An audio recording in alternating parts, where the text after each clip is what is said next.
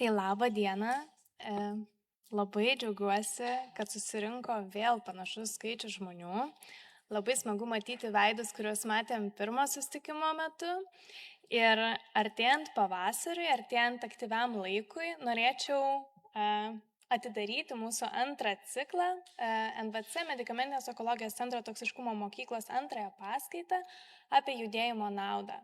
Ir šiandien turim tarp mūsų labai puikų gydytoją reabilitologą, mano pačios kolegą, tikrai pacientų labai mylimą, Algirdą Liekį, ir kviečiu jį pasidalinti savo paskaitą, po kurios mes galėsime kartu užduoti klausimus daktarui susijusius su judėjimu, su reabilitacija, su mums visiems labai rūpimais dalykais. Ir kviesiu tiek jūs užduoti klausimus, tiek turiu visą sąrašą internetu jūsų užduotų klausimų. Tai žodžiu, laukia tikrai įdomi sesija, visa valanda labai naudingos informacijos. Tai kviečiu Algirdą pasidalinti paskaitą.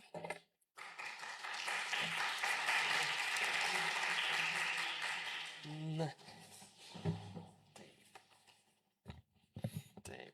Tai sveiki visi, esu reabilitacijos gydytojas Algirdas Liekis, dirbu čia Nacionaliniam vėžio centre ir garso trūksta. Aha, dabar gal geriau?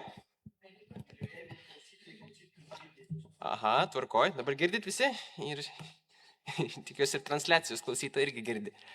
Tai va, tai pasidalinsiu savo pranešimu apie fizinį aktyvumą, onkologinio susirgymo gydymo metu ir ne tik, aišku, tai rekomendacijos yra ir apie remisijos periodą ir kitus. Tai pradžiai pradėsim nuo apibrėžimo, čia struktūra mano pranešimo, tai pradžiai pradėsim nuo apibrėžimo, tai yra,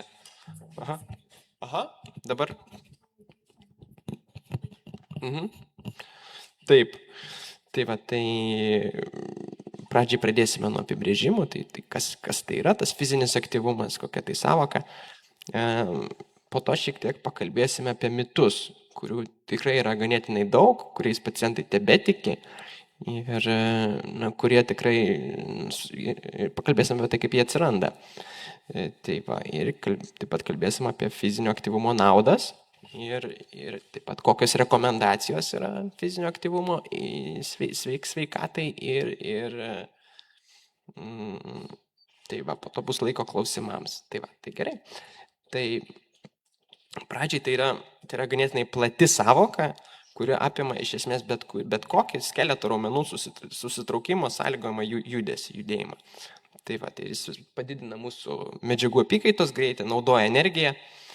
Ir aišku, sąvokos fizinis aktyvumas tai yra ganėtinai plati sąvoka, kuri apima ir vaikščiojimą, ir lipimą laiptais, namų ruošos darbus, sodininkystę. Ir tai fiziniai pratimai, kuriuos kartais mes, pavyzdžiui, skiriam gydymui, tai yra kineziterapija, gydomoji mankšta. Tai yra tik tai vienas porūšis to, ką mes galime taikyti ir kas žmogui reikalinga kasdienybėje. O sportas yra šiek tiek kita sąvoka, kuri apima įvairias varžymusi šakas. Žinot, kas yra sportas, bet tai yra šiek tiek kitas dalykas negu kad porūšis, tai irgi dažnai yra fizinio aktyvumo. Nors yra sportų, kurie neturi fizinio aktyvumo savyje. Tai pradžiai, tai yra aibė tų mitų, kurie iš tikrųjų daugelis turi iš tikrųjų grūdą tiesos savyje ir kažkokią logiką už jų slypi. Tačiau tai yra toks dalykas, kurio geriau aptarsim kiekvieną pailiui šitų mitų. Tai vienas tokių, kad pradžiai fizinis aktyvumas, žodžiu, skatina vėžinių ląstelių augimą ir plitimą. Tikrai vienas tokių žalingiausių mitų, ta prasme, ir atrodo, kad tokiu intuityviu, pasąmoningu lygmeniu atrodo, kad kaip logiška teisybė, kad mūsų mankštinantis paaktyvėja mūsų kraujotaka, ir kad to pasiekoje mes galim tą vėžio ląsteles išplatinti po visą organizmą, ne va tai. Iš tikrųjų, tai tikėjimas tokiu mitu yra naudingas tik tai mūsų nedraugui, tai yra vėžiui. Esmė, kad iš tikrųjų mokslo duomenys tą rodo, kad fiziškai aktyvūs žmonės visų pirma rečiau serga onkologiniais susirgymais. Tai va, tai antras dalykas, kad aktyvaus gydymo etape taikant tą fizinį aktyvumą, stebimas geresnis pacientų išgyvenamumas, mažiau komplikacijų, taip pat ir rečiau pasitaiko recidyvų. Taip, kad visapusiškai tai yra naudingas, palaukite, taip, tai yra naudinga mūsų sveikatai. Tame tarpe lygiai kiekvienam ir sveikam žmogui, taip pat ir mūsų pacientams. Tai va, čia du tokie susiję mitai, tai va, kad aktyvaus gydymo metu man reikia taupyti jėgas ir ilsėtis, gulinėti. Ir antra medalio pusė, tai yra, kad jei man silpna, tai reiškia, kad negalima man judėti, nes nusilpsiu dar labiau, išvargsiu. Tai kur grūdas tiesos šitame pasakyme? Grūdas toks yra, kad jeigu žmogus yra išsekęs dėl badavimo iš esmės, jeigu susirgimas trukdo žmogui maitintis pakankamai, tai gali būti kliūtis likti fiziškai aktyviam. Todėl svarbu žinoti, fizinis aktyvumas išaugina mūsų energetinius organizmo poreikius, mitybinius poreikius, tai būtina koreguoti tą mitybos nepakankamumą kartu, jeigu pradedame. Tai va, bet teisybė yra visiškai priešinga iš tikrųjų, kad mažiau jausime silpni, jeigu pradėsime judėti daugiau. Tai va. Kitas mitas susijęs yra su jėgos arba pasipriešinimo pratimais, tai yra, kad tai yra pavojingi dalykai, kurie gali sukelti komplikacijas. Pavyzdžiui, krūties vėžių sergančios pacientės visos bijo limfedemos ir bijo dėl to atlikti jėgos pratimus. Iš tikrųjų, ką mokslas sako, tai yra priešingai, ta prasme, kad krūties vėžio pacientės, kurios atlieka jėgos pratimus su limfedema, iš tikrųjų susiduria rečiau negu tos, kurios to nedaro. Tai va, ir iš tikrųjų, ką daro jėgos pratimai, gerina limfinę cirkuliaciją, bet aišku, įvedant juos, svarbus momentas, kad tai reikalinga vis dėlto priežiūra. Priežiūra, pagalba, kontrolė, kad matytume, tai va. Kitas mitas, su kuriuo susiduria mūsų pacientai, tai yra, kad fizinis aktyvumas, kuris dažnai yra tapatinamas jų sąmonėje su sportu, kad tai yra skirta tik sveikiems jauniems žmonėms. Tai, tame yra grūdas tiesos, ta prasme, kad onkologinių susirgymų sirgdami turbūt netapsime mes profesionaliais sportininkais, nusprendę taip. Tačiau realybė tokia, kad yra aibė sveikų ir malonių fizinių veiklų, kuriomis galime kasdieną užsiimti, kurios gerins mūsų sveikatą. Tai yra tokios kaip, aptarsime eigoje, bet tai yra paprasčiausia ir prieinamiausia priemonė, tai yra vaikščiojimas, plaukimas, važiavimas dviračiu, šiaurietiškas ėjimas su lasdomis. Taip pat tokios veiklos kaip šokis, joga.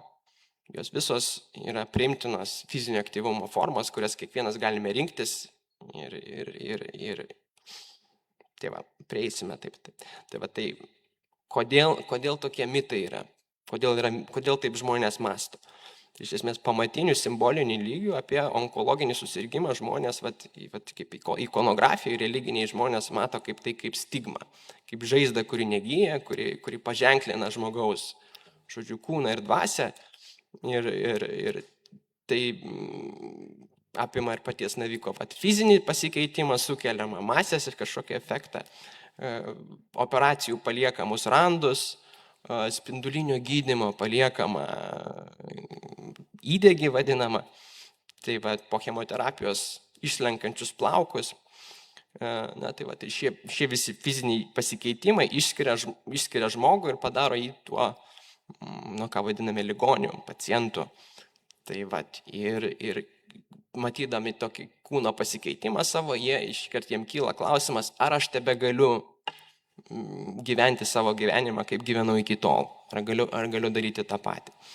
Tai dažnai ir suprantama intuityviai, pasąmoningų lygių žmonės supranta tai kaip kliūtį. Ir tada mitai atsiranda, kad užpildytume tą nežinojimą.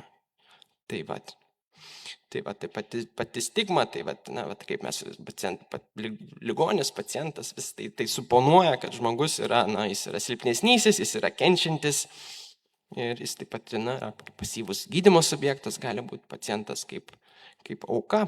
Tai va, tas mąstymas visų pirma, pats mąstymas yra visų pirma kliūtis. Dėl to, tokie švietėjiški renginiai, kaip ši mokykla, manau, kad gali būti pagalba ir pradžia keičiant tai. Tai tokius žalingus mąstymo modelius yra reikalinga keisti, ta prasme, ir dėl to, pavyzdžiui, mūsų skyriui yra prieinamas ir ta psichoonkologinė pagalba, kad žmogus galėtų keisti savo mąstymo būdą. Tai po tais mitais slypi ir ta pamatinė kultūrinė logika, kad, žodžiu, žmogus, jeigu jis yra sveikas, jis yra stiprus, reiškia, jisai privalo dirbti. Ir yra priešinga, bet susijusi grandinėlė, kuris sako, kad jeigu žmogus serga kažkuo, yra dėl to silpnas ir jisai privalo ilsėtis. Ir dėl to ligoninėje mes turime daug lovų, kad jie galėtų ilsėtis. Tai va, ir jos, aišku, šitos grandinės yra abi savaip žalingos. Iš vienos pusės žmogus, kuris atiduoda visą save darbe, dar asmeniniam gyvenime patiria sukrėtimų. Tai dažnai tas didžiulis stresas būna faktorius papildomas, kuris lemia tos ligos atsiradimą. Tai pavyzdžiui, tikrai yra nustatytas ryšys tarp naktinio darbo ir krūties onkologinių susirgymų. Toks faktas yra užfiksuotas. Tai ir šitaip visas pervarginimas, miego stoka yra slopina imuninę funkciją ir skatina kitus. Palaukit, aš galbūt savo viso teksto nematau, ką aš čia pasirašiau, palaukit sekundėlę. Čia norėjau papasakoti daugiau truputį. Radau pelytę. Aha. Tai ir kitas dalykas, kad stresas, jisai skatina ir kitus elgesio modelius, kurie yra turi neigiamą įtaką sveikatai ir sukelia onkologinius susirgymus. Tai yra tokie veiksniai kaip persivalgymas, rūkymas, kurių žmonės griebėsi, taip pat alkoholio vartojimas. O kai galiausiai žmogus susirga, jisai nukeliauja į antrą kraštutinumą.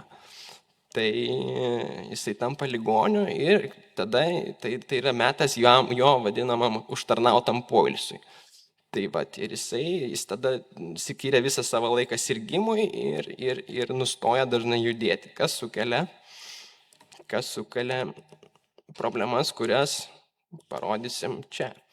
Tai visų pirma, pavyzdžiui, pats elementariausias pavyzdys, kuris, kalbant apie vieną sąnarį, peties sąnarį, kurio moteris dažnai nejudina po krūties onkochirurginių operacijų. Tai vengiant judinti tą sąnarį, tausojant galūnę, matom, ką pirmam paveikslėlį vystosi kontraktūra vadinamoji. Tai yra trumpėja sausgyslės, sumažėja sąnario paslankumas ir dėl to imamas jausti skausmas. Ir šiek tiek laiko daugiau praeina, ima atrofuotis ir nenaudojami raumenys. Tai tikrai labai neigiamai veikia žmogaus netgi sugebėjimą apsitarnauti, apsirengti, pasirūpinti buitimi ir blogina gyvenimo kokybę.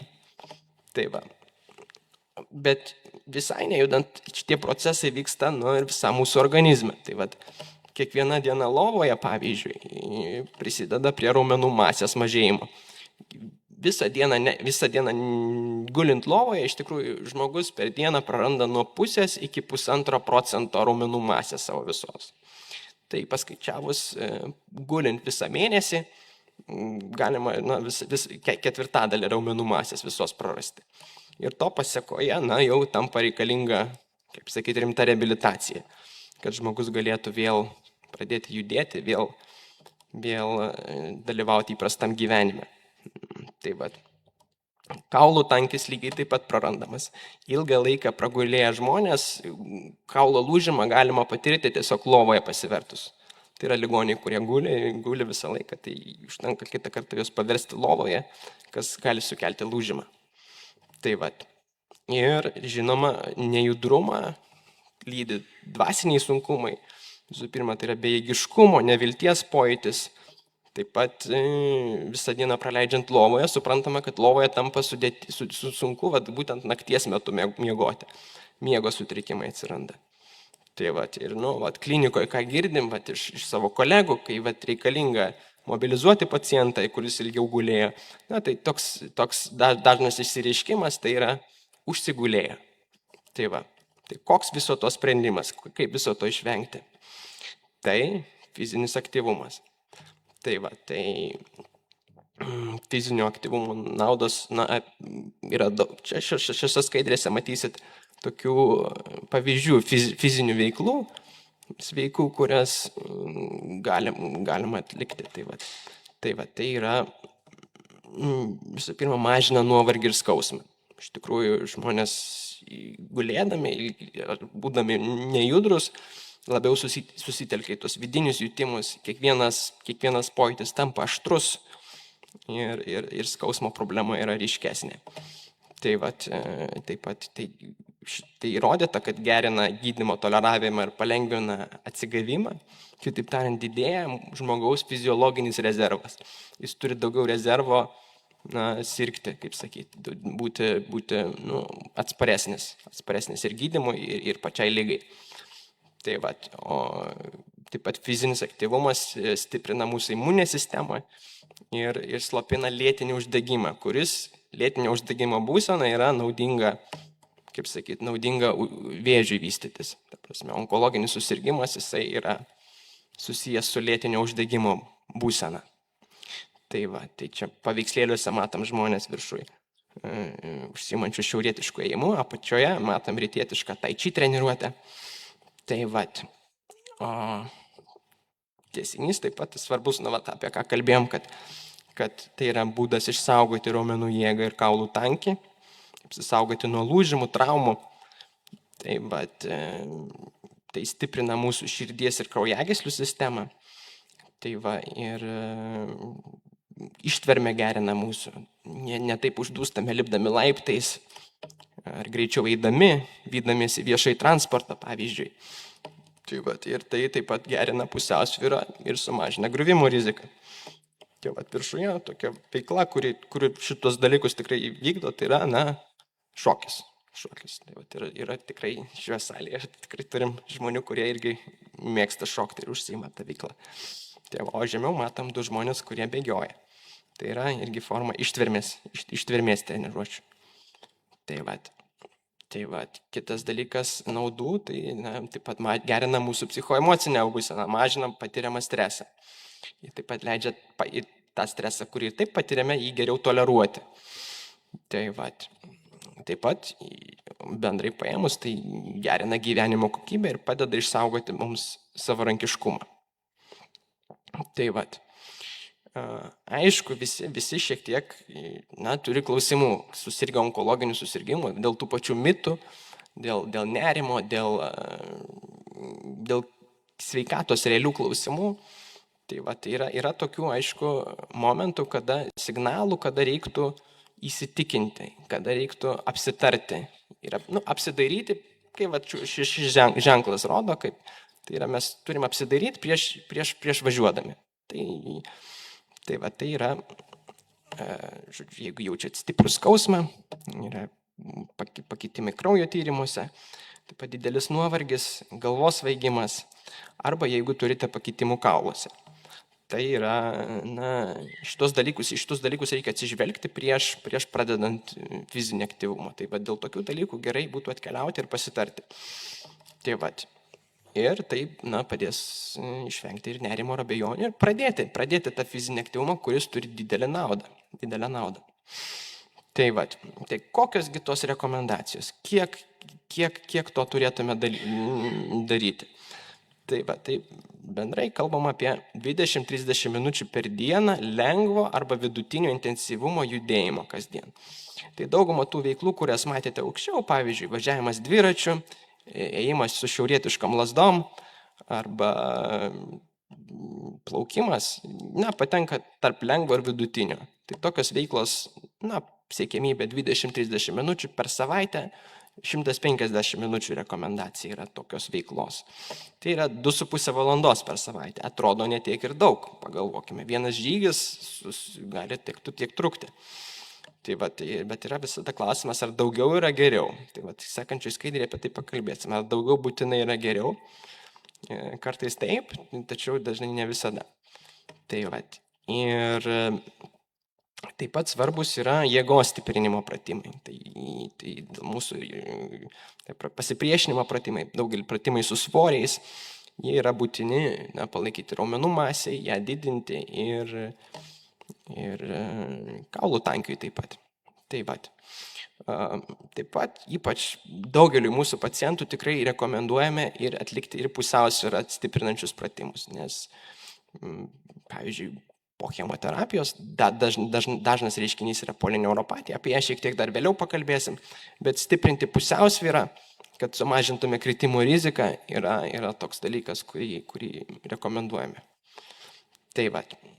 Tai čia yra tokia kreivė, kuri reprezentuoja atsaką į treniravimosi kiekį. Jinai šiaip atkeliauja iš kardiologijos srities, bet, iš esmės tokia U formos kreivė galioja iš esmės visiems žmonėms apie fizinio aktyvumo naudą. Tai esmė, kad didžiausia rizika turi žmonės, kurie visai nejuda. Jų sveikata labai greitai blogėja nuo to nejudėjimo. Ir daugiau treniruočių iki tam tikro lygio, daugiau fizinio krūvio duoda naudą sveikatai. Mažina riziką sirgti ligom, gerina išgyvenamumą. Aišku, kada pasiekėme šitą raudoną zoną, tai tokia teritorija, kurią pasiekia daugiausia profesionalūs atletai,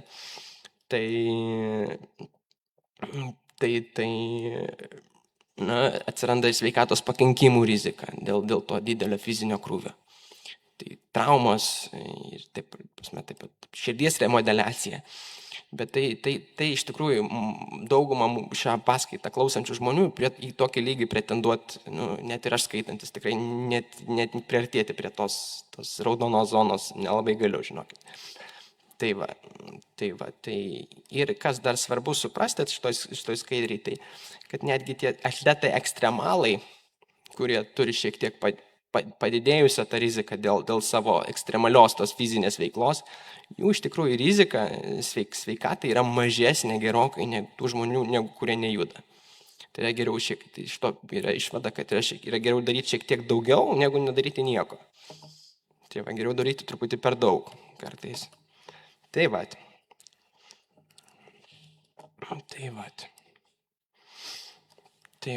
Ir dar kas svarbu, tai yra, tas fizinio aktyvumo rekomendacijas reikia individualizuoti.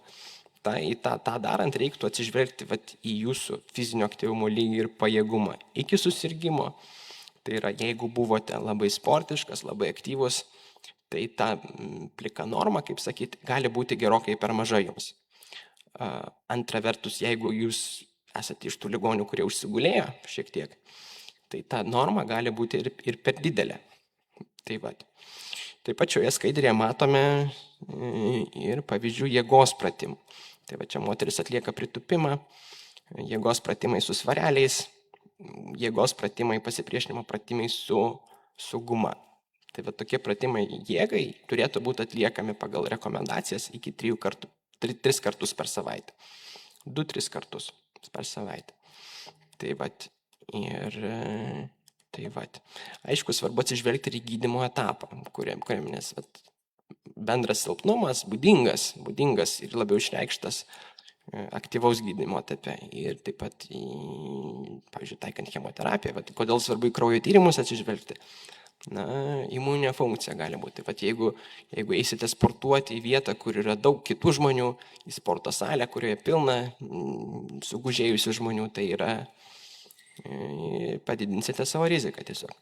Taip pat, kalbant apie fizinio aktyvumo taikymą, taip pat jėgos pratimų taikymą, svarbus momentas yra ta kaulų būklė. Vis dėlto, jeigu turime kaulinės metastazės galūnėje, paprastai mes jėgos pratimų su ta galūnė neatliksime. Nerekomenduojame to daryti dėl patologinio lūžio rizikos. Tai vat. Tačiau pratimus judesio amplitudai atlikti galime. Tai vat. Šioje skaidrėje pavaizduotos gairės ir lengvas planelis, kaip mes galėtume pradėti judėti, jeigu to iki šiol nelabai darėme. Tai svarbu, bendra taisyklė, fizinio krūvio taikyme onkologijoje, tai yra pradėti nuo trumpų ir nedidelio intensyvumo treniruočių. Nuo 5-10 minučių. 5 minutės yra visuomet geriau negu nei vienos, negu 0. Tai jeigu pacientas gali tik tai, pavyzdžiui, pereiti palatą iš vieno galo į kitą per tas 5 minutės, tai reiktų tą ir daryti. Ir po truputėlį tą krūvį didinti.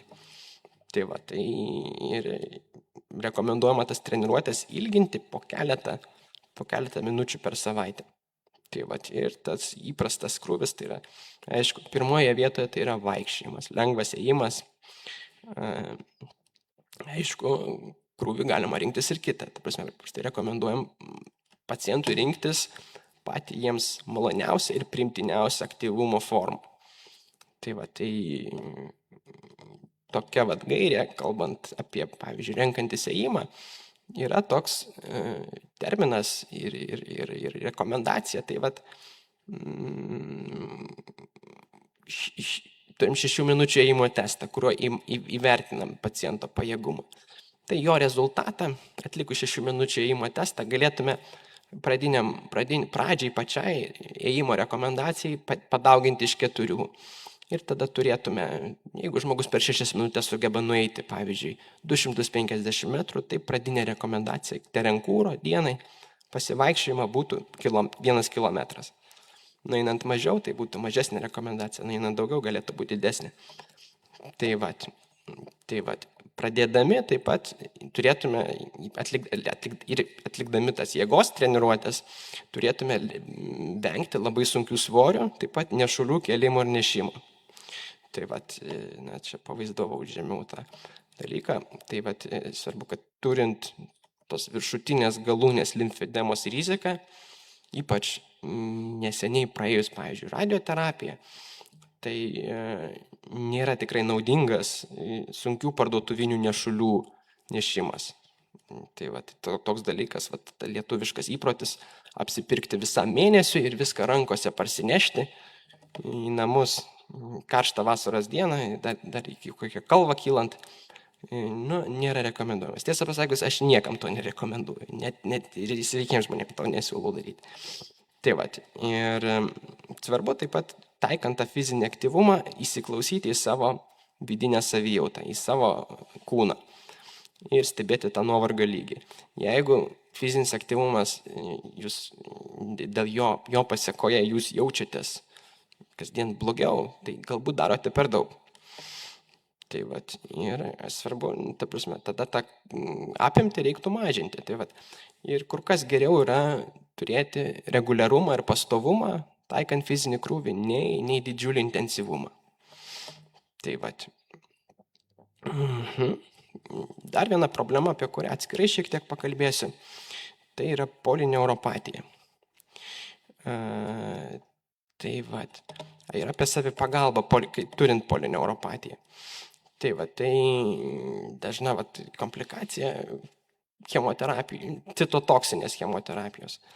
Ir pasireiškia tuo, kad pacientai nejaučia savo pėdų, nejaučia savo plaštakų taip pat kartais. Tas kliudo jiems ir pusiausvyrą dėl to trinka šiek tiek, nes trinka giliai jutimai. Giliai jutimai žmonės tiesiog nejaučia padėties savo kojų. Taip pat momentas, šitą būklę koreguojant, yra svarbu palaikyti pilnavertę mitybą.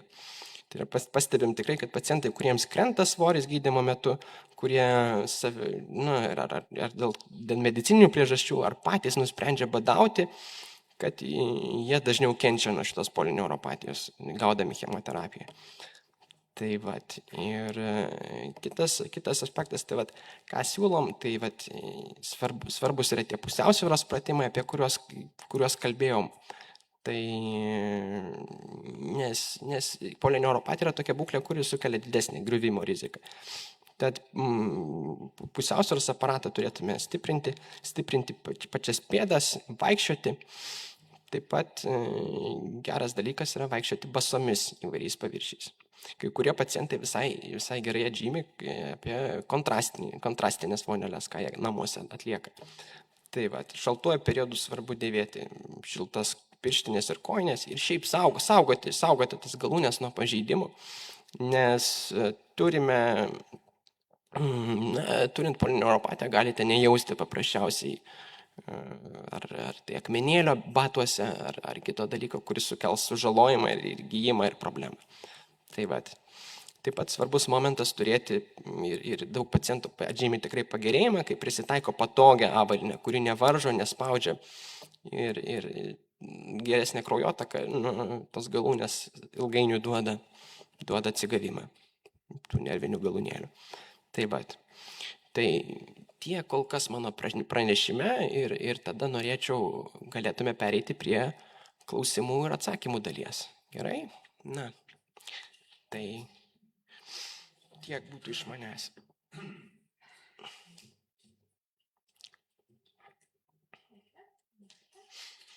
Girdisi. Tai gal leisim lektoriui mūsų pailsėti truputėlį, aš perimsiu tada mikrofoną ir gal turit klausimų lektoriui dabar iš karto? Turim. Ten. Gal net gėda klausti, žinokit. Iki šito, 20 metais turėjau prostatos operaciją, po kurios vėlgi taip pat taikiausi prie gyvenimo ir taip toliau. Ir praėjus turbūt kokiam 3 metam pradėjau intensyviai sportuoti. Visą laiką draugau su sportu, bet intensyviai pradėjau. Tai maudynės visus metus Eketėse. Tai pirtis, bet aišku, ne tokia pirtis, kaip įsivaizduojat, kad ten iki nukritimo. Tiesiog normali pirtis su įsivanojimu, su pabuvimu, taip toliau su relaksacija. Važinėjimas dviračių labai daug. Pėsčias vaikščiojimas kiekvieną dieną po 10-12 km. Ir kai dabar pasidariau PSA tyrimus, man pasakė, pirties nebegalima, Eketerys nebegalima, Šračiužat negalima. Ir va. Nuo hormonų terapijos dar, reiškia, pilvas auga ir viską apleidau, tik vaikščiojimas beliko. Ar teisingai man patarė, ar čia buvo irgi mitas? Gerai. Tai kalbant apie išplitusį susirgimą, panašu, kad, jūsų atveju bent jau, ta prasme, aš net nežinodamas visos medicininės informacijos smulkiai, aš jums negaliu pasakyti, kodėl tiksliai taip jūsų gydytojai taip rekomendavo. Tai reiktų iš tikrųjų tokiu atveju dėl fizinio krūvio ir, sakom, tokios sveikatinimo procedūrų galimumo ar negalimumo galite atvykti konsultaciją ir tiesiog pasitartume individualiai, nes kas tinka vienam pacientui, nebūtinai tinka kitam. Tai yra labai daug dalykų, kurie nėra pakankamai ir medicinoje irgi ištirti. Pavyzdžiui, tas pats pirties poveikis onkologinio susirgimo metu, ar netgi tie patys fizikiniai veiksniai, kuriuos mes naudojame gydymui, jie yra kaip ir atsargumo dėliai, mes galvojam, kad yra onkologinis susirgymas, jiems taikyti yra kontraindikacija. Taip manome, ta prasme. Ir nėra tirta, nes tai nebūtų netgi etiška tirti, ta prasme, taikyti tokius dalykus ir žiūrėti, ar tas onkologinis susirgymas nuo to aktyvėja ar neaktyvėja. Tai va, tai būtų kol kas tiek.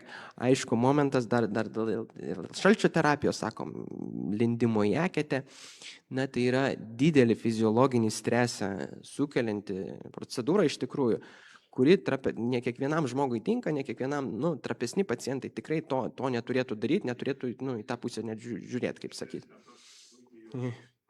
Taip.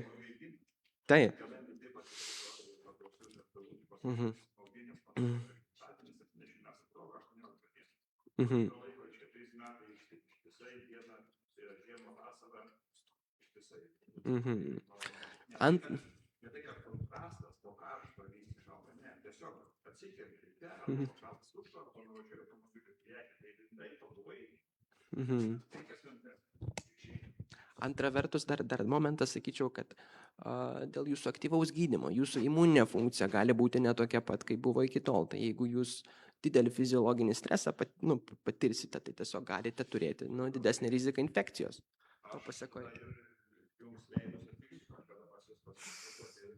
Tik tai tiek, kad vėlgi čia į medikų daržą, tai man reabilitacija, tai yra pas reabilitologo konsultaciją parašė šeimos daktaras mano pačio iniciatyvą, aš paprašiau, nes radiologas sakė, aš paprastai nerašau. Ir antras dalykas, kaulų tankį irgi prašiau, kad padarytų, nes irgi niekas nerekomendavo. O dabar žiūrėjau, čia visur kaulų tankis. Niekas man nepadarys kaulų tankį tyrimų. Man labai keista. Aš perimstu.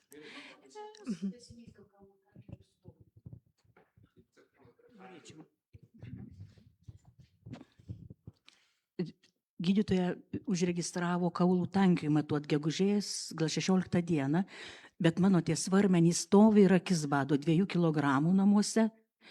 Ir prieš ligą lankydavau netgi treniruoklių salę, nes buvo uždirbta raumenys, sportinė gimnastika ir visą laiką kažkaip tai, stiprus. Dabar išglebau visiškai, 3 metai gydausi, operacija sudėtinga, ginekologinė. Aš noriu paklausti, neišmatavus to kaulų tankio, galiu pradėti jau vis dėlto svorius, noriu, kad atsigautų man žastai ir visas išdirbimas. Tai aš gal pratęsiu ties šitais 2 klausimais. Mes gyvenam laike, kuriame matom labai didelį informacijos srautą. Ir jisai užpuola ir mes pasimetam, kągi visgi daryti. Tai dažniausiai didžiausias mitas, kad užtenka 10 000 žingsnių ir mes būsime fiziškai aktyvūs. Tai svoriai šitoj vietoj yra pamirštami. Ir dažnai žmonės jų labai bijo, kaip ir, kad bado akis ties svarmenis ir panašiai. Ir jeigu žmogus ar sveikas, ar sergantis pradės ekstremaliai kilnoti svorius po 10 kg, po 5, tai žinoma, tai bus problema, kadangi nėra raumenys išsivystę tolygiai, mes nesam simetriški, mus turi prižiūrėti, kažkas su lasdute stovėti šonu ir badyti, kad mes neiškryptume keldami tą svarmenį. Bet mažas svoris ar guma, tai pavyzdžiui 2 kg svarelis, guma, kur mes turim nedidelį pasipriešinimą, tai prisideda prie kaulų tankio stiprinimo ir didėjimo. Ir ypatingai tai yra svarbu po menopauzės, kada moteris jau turi mažesnį kalcio atsidėjimą savo kauluose. Tai kaulų tankio pikas yra pasiekiamas 25 metų amžiaus. Jeigu žmogus aktyviai sportuoja, tai jisai turės maksimaliai užpildytą savo kaulų tankį. Ar mes taip visi darome? Tai yra didelis klausimas. Ar sergantis, ar sveiki? Čia reikia labai daug vidinės motyvacijos, kad mes sąmoningai pasiektume tą piką ir jį palaikytume. Nes nuo 25 metų kaulų tankis pradeda retėti. Ko pasekoje, ypatingai moteriam, kai atsiranda menopauzė, didėja kaulų lūžiai. Tai lengvų svorių įvedimas turėtų būti, kaip poterius sukalbėti prieš miegą. Kiekvienam ir sveikam, ir sergančiam. Aš, jeigu galima, perėsiu tada prie skaidrių, nes...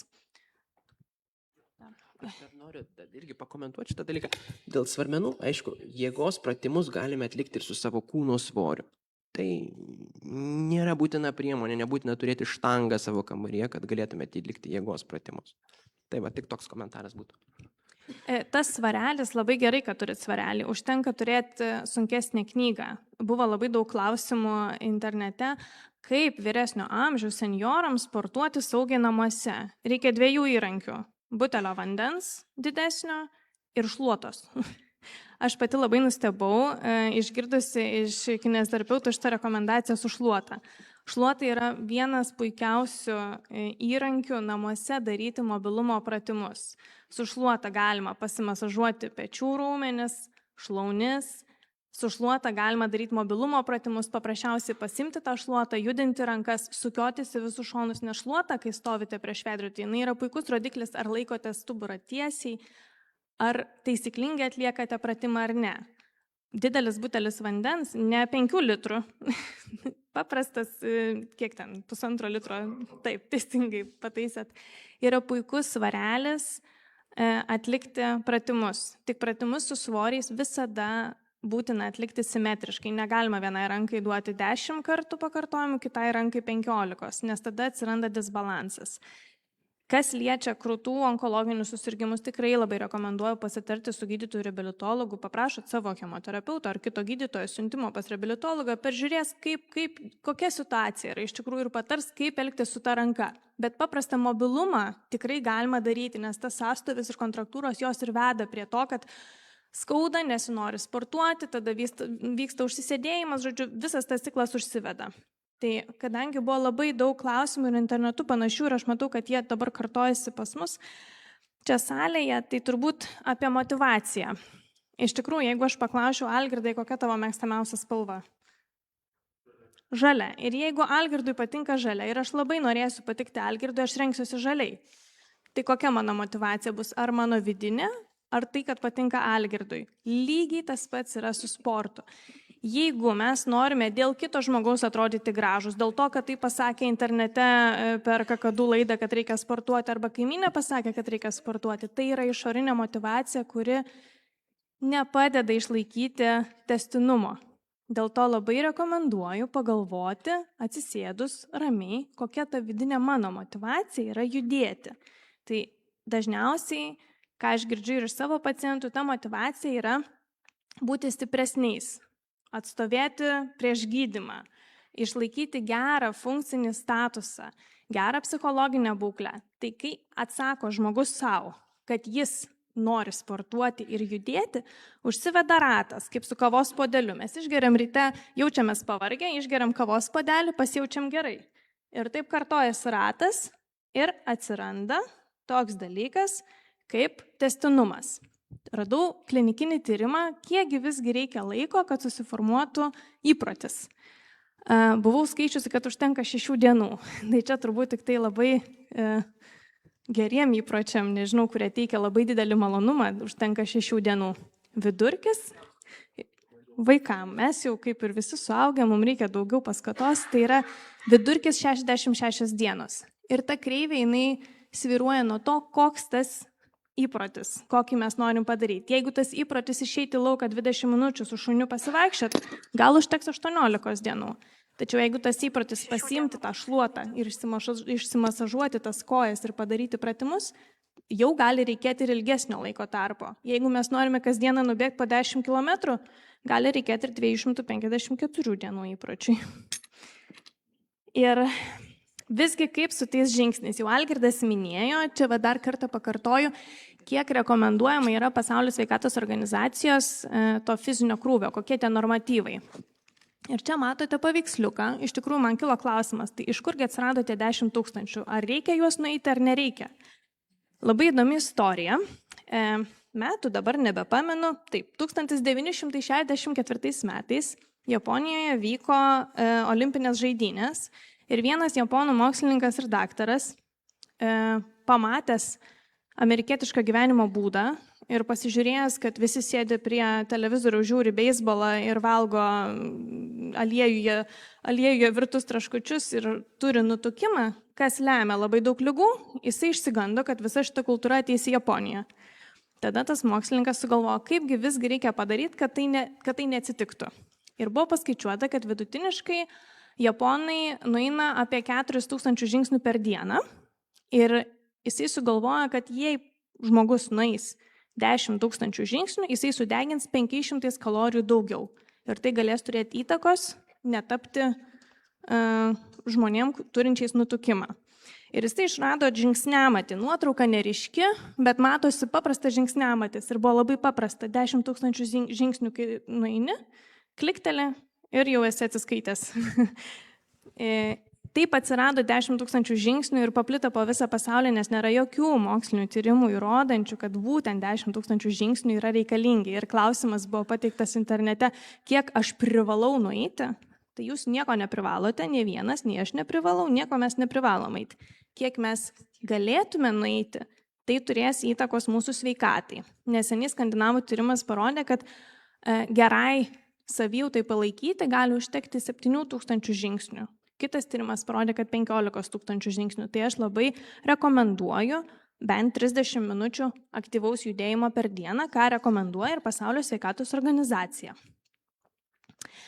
Ir apie tą sporto naudą ir judrumą iš tikrųjų labai daug literatūros yra. Ir vienas mane labiausiai sužavėjusių dalykų yra tas, kad judėjimas ir svorio mažinimas, kai yra nutukimas, aš nekalbu apie išsekimą, kai yra kaip tik svorio per mažai ir žmonėm rekomenduojame valgyti, judėti, bet atstatyti, žodžiu, savo organizmą, o tada, kai yra nutukimas, sportas mažina jautrumą insulinui ir tai padeda, sumažina visus tuos simptomus, kai atsikeliam, jaučiamės pavargę, pavalgom, jaučiamės dar labiau pavargę. Tai sportas, jisai gerina visą organizmo atsparumą ir lygiai tas pats yra su širdies kraujagyslių ligomis. Didina azoto išsiskyrimą, kraujagyslės plečiasi, mes nebeturim tokio stipraus spaudimo poveikio širdeliai. Ir priešingas atvejis buvo irgi pacientė klausė, mano spaudimas labai žemas, ką man daryti? Mano spaudimas, aš jums pasakysiu nuoširdžiai, taip pat yra labai žemas. Man irgi susveiksta galva, kaip ir dažnai vyresnio amžiaus žmonėm, čia gali pasitaikyti tiek sveikiam, tiek sergantiem. Tai labai labai svarbu yra saugumo ribos. Laikytis. Būt ten, kur nukritus neatsitiks didelė nelaimė. Jausti, jeigu svaigsta galva, nebetęsti pratimo, atsisėsti ant žemės, nuleisti galvą. Elementarūs dalykai. Vartoti pakankamą skysčių kiekį. Tai staigiai nesistoti, padarot pritupimus, atsisėdat ir tada stojat jau eiti kažkur. Vėlgi tai yra klaida. Reikėtų ramiai tęsti pratimus, nedarant kažkokių staigių judesių. Tai čia prie žemo spaudimo. Apie ėjimo naudą pakalbėjom. Buvo taip pat klausimas, ar visgi sportas gali skatinti vėžinių ląstelių atsiradimą ir plitimą. Tai kaip jau Algirdas minėjo, aš paantrinsiu, kad kaip tik yra organizme skatinamas natūralių kilerių ląstelių, kurios kovoja su vėžiniam ląstelėm atsiradimas. Organizmas žino, kad jam reikės būti stipriu stresinėje situacijoje, nes sportas yra mažas stresiukas organizmui. Jisai turi reaguoti į besikeičiančią aplinką, į kažkokį tai širdies ritmo padidėjimą. Organizmas visą laiką mokosi ir tai visiškai nesvarbu nuo amžiaus, nepriklauso nei nuo amžiaus, nei nuo ligos, nei nuo kažkokios gretutinių patologijų, ten ar skydliaukės ligos, dar, ar arterinė hipertenzija. Visada lengvas sportas, tas pats ėjimas, kas yra pats pigiausias jūsų vaistas, jisai skatina organizmą kovoti su iššūkiais. Tai tiek iš mano pusės, dar norėjau labai papasakoti šitus dalykus, gal kažkiek atsakiau jūsų klausimus ir labai rekomenduoju savęs negailėti. Žinau, kad sunku ir tikrai kartais tos motyvacijos nėra, bet truputėlį save išvesti iš komforto zonos būtų labai naudinga ir jau einu jūsų klausimų iki klausytas. Ačiū. Kalbėjote apie sportą, bet šalia sporto yra ir atsipalaidavimas, masažas. Visi gydytojai griežtai sako, ne, po onkologinių susirgymų ir toliau jokio giluminio kraujotaką skatinančio masažo. Kaip yra iš tikrųjų su masažais gydymo metu, po reabilitacijos ir jau, sakykime, pasveikus? Kalbant apie masažą, tai vis dėlto yra pasyvi terapija. Palyginus su fiziniu aktyvumu, jos nauda, bendrai kalbant apie bendrą sveikatą mūsų, yra menkesnė iš tikrųjų. Ir masažas, jeigu ir turi poveikį, tai jisai turi poveikį tuomet, kai mes jį taikome. Po masažo, dar keletą dienų galbūt gerai jaučiamės, bet kalbant, tai dėl nauda jo menkesnė yra ir negu fizinio aktyvumo ir antra vertus dėl galimumo taikyti onkologinio susirgymo metu svarbus momentas yra, sakom, ar ta, kaip sakyti, yra lokaliai išplitus ta liga, ar yra navikas. Ta prasme, navikos srities lokaliai mes masažuoti jokių fizikinių veiksnių, taip pat ir masažo, spaudimo mes negalime. Tai nerekomenduojama. Kitos būklės, kas svarbu, tai kalbant apie būklę po spindulinės terapijos, po limfmazgių pašalinimo, chirurginio, tai klasikinis masažas tų pašalintų limfmazgių drenuojamai, tai, sakom, galūniai, pavyzdžiui, rankai po krūties onkologinio susirgimo. Klasikinis masažas toje vietoje netinka, nes jisai tiesiog jo taikymo metu yra tiesiog per daug šiek tiek spaudimo, kas gali žaloti tą limfotaką toliau. Ir dėl to galima turėti problemų. Tai apsidrausdami gydytojai, kurie nesispecializuoja darbe turiuomenį reabilitacijos gydytojai dirbantys sanatorijose, jie tiesiog nesismulkina ir tiesiog sako, kad geriau netaikyti iš viso. Sakyčiau, jeigu jūsų navikas yra, sakom, pavyzdžiui, ginekologinis navikas, ar ne, o jums įtempta pečių juosta, įtemptas kaklas, tai kaklo srities masažą tikrai taikyti galima, žinokit. Ir tai tiek būtų.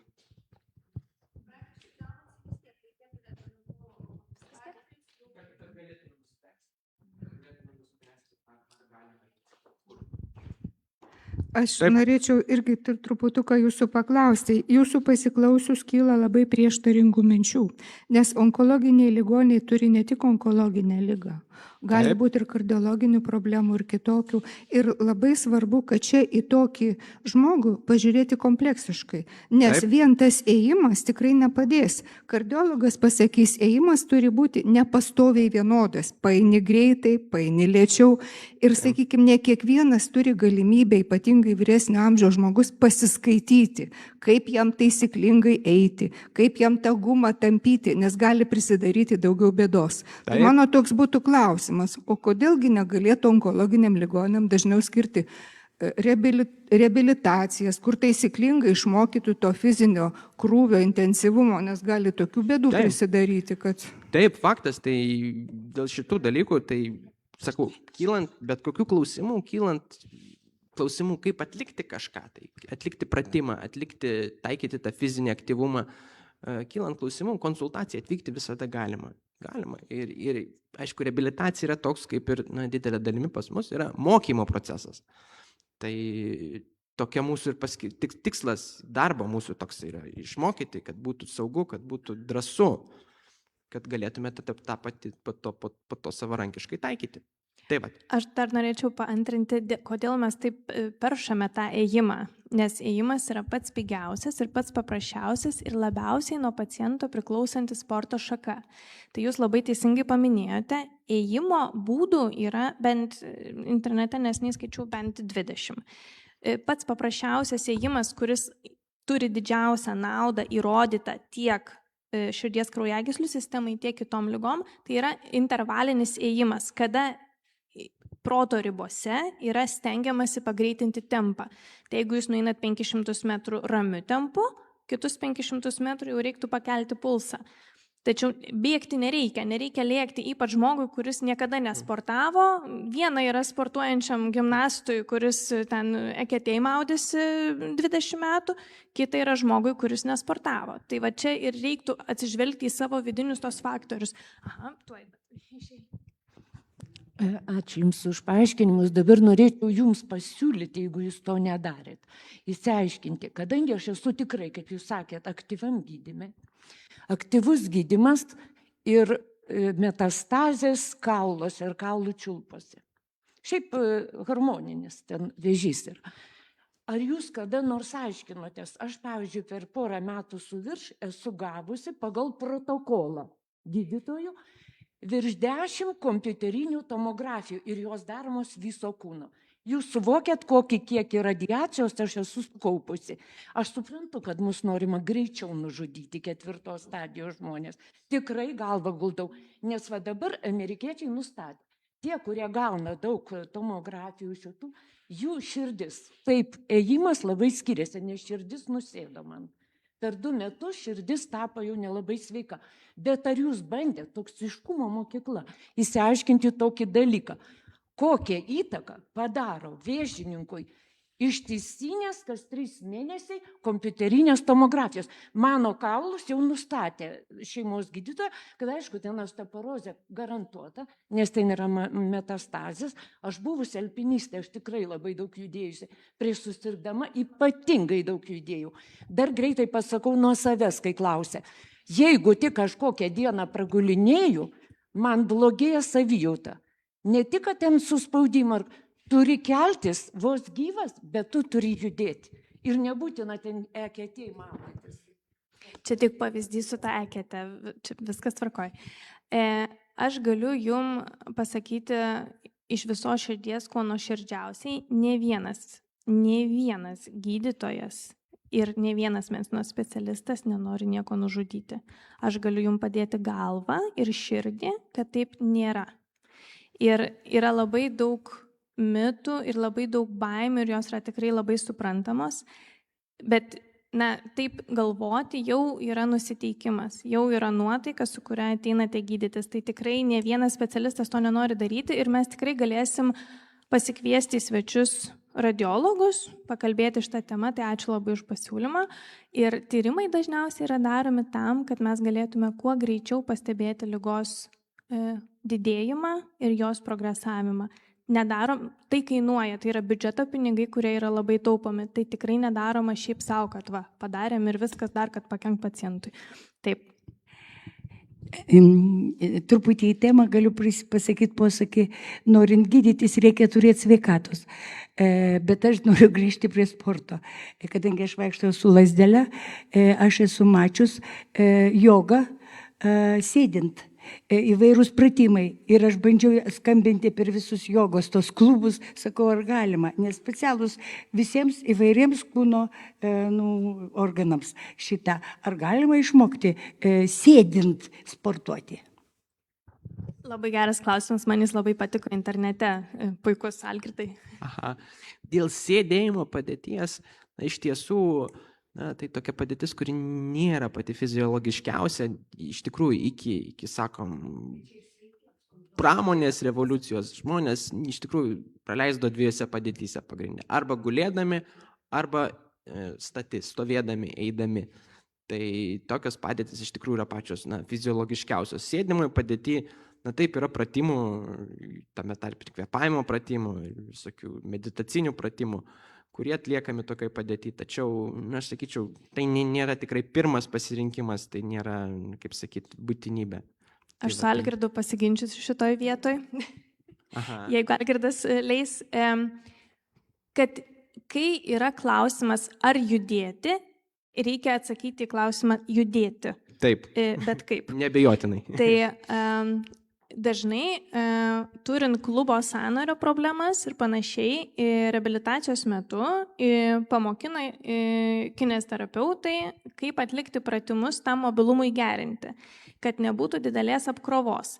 Tai apie jogą, ką aš suprantu, ką Algirdas nori pasakyti, joga šiaip pati iš savęs yra labai tokia sporto šaka, kaip sporto šaka visapusiška. Tai apima ir kvėpavimą, ir meditaciją, ir pratimus, tai yra gana statiniai pratimai. Išlaikyti pozą. Tai joga kaip po tokia sėdint, gal jinai ir yra toks, įdomesnis pasirinkimas, kuris tikrai nėra blogas, jeigu būtų geras specialistas.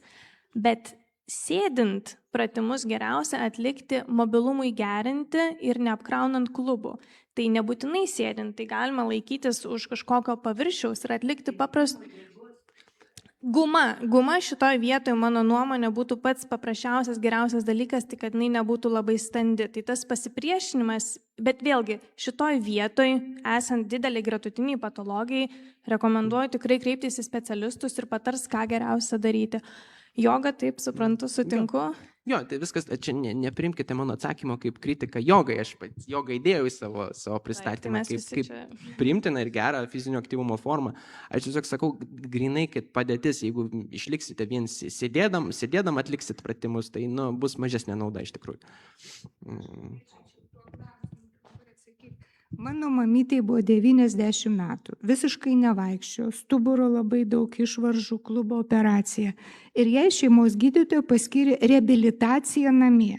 Kiekvieną savaitę ateidavo vieną kartą per savaitę kineziterapeutė ir darydavo, pasodindavom vargais negalais ir darydavo mankštą. O kokią mankštą? Kojoms ir rankoms. Ir jūs nepatikėsit, po 8 mėnesių jinai jau daug ką sugebėjo lovoj pati daryti, nes va tie raumenys nesuglebo, sutvirtėjo. Tai man buvo didžiulis atradimas. Taip, Tai aš jau turbūt... Dėl sėdėjimo trumpas komentaras, tai sėdėti, tai yra dalinė vertikali vis tiek padėtis, tai jeigu žmogus visą laiką praleidžia gulėdamas, tai sėdėjimas yra iš tikrųjų geresnė alternatyva. Ta prasme, bent jau dalį tikrai mes pacientus visus skyriuje, kurie ilgą laiką guli, mes stengiamės juos vertikalizuoti. Ir pirmas žingsnis būna yra pasodinti dažnai. Bet tai toje padėtėje nebūtinai yra pratimai atliekami. Ta prasme, tai nėra vienintelė padėtė. Tai aš tikriausiai uždarysiu šį renginį, nes jau praėjo valanda. Labai dėkoju už tokią gausą klausimų, už tai, kad atėjote gyvai, už tai, kad domitės ir kad norite judėti.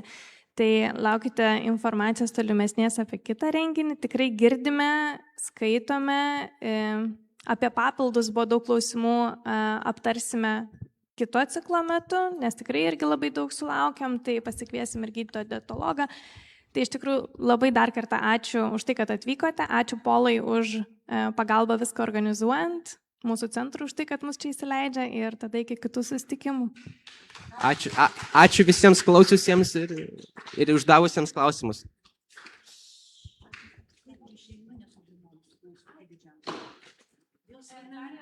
Ir, kuku, dar yra knygutės paliktos prie palangės, tai labai kviečiu pasiimti su papildoma informacija. Pola perduoda linkėjimus. Reikia po truputį tas dalykas įvedamas, tai, o sakykit, jūs dabar stebėsime esate?